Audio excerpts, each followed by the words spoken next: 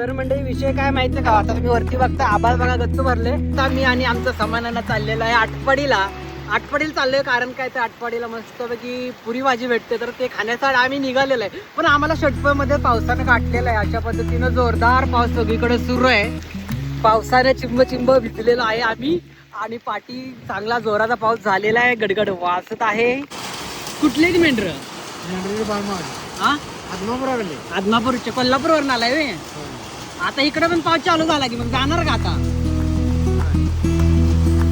नागोबाचं मंदिर आहे चटपट, इथं पाऊस पडायला लागलाय मुसळधार जसं आपण बघतो.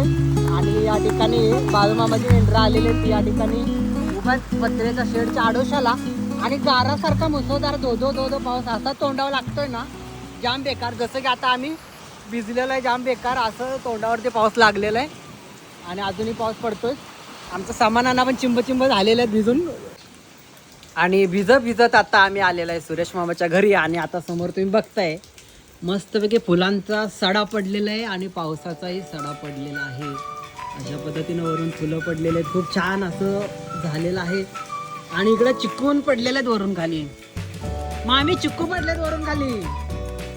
वरती चिक्कूचं झाड आहे, वरून चिक्कू पण पडले. नारळ पडले का बघा, वरती नारळ पण आहे अतिशय छान असं इकडे. आणि खूप सारे झाडं, खूप सारी नारळ लागले, त्याला लकडलाय नारळ.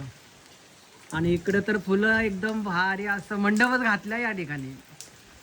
हर्षदच्या लग्नामध्ये एक मंडप तर रेडीच आहे इथं. आणि आम्ही इथं बसलेले आहेत.